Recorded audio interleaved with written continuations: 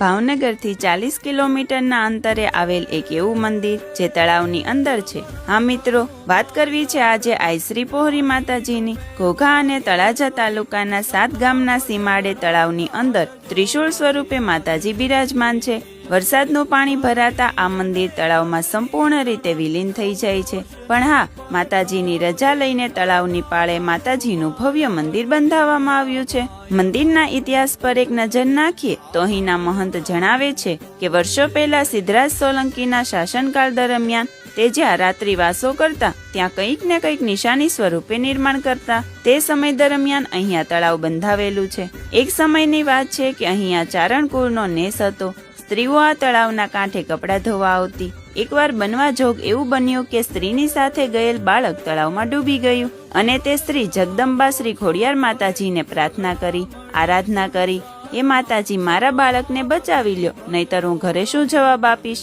તેમની પ્રાર્થના સાંભળી માતાજી ડેમ ફાડી અને પ્રગટ થયા અને બાળકનો જીવ બચાવી। તેથી તે પોહરીયાય માતાજી કહેવાણા।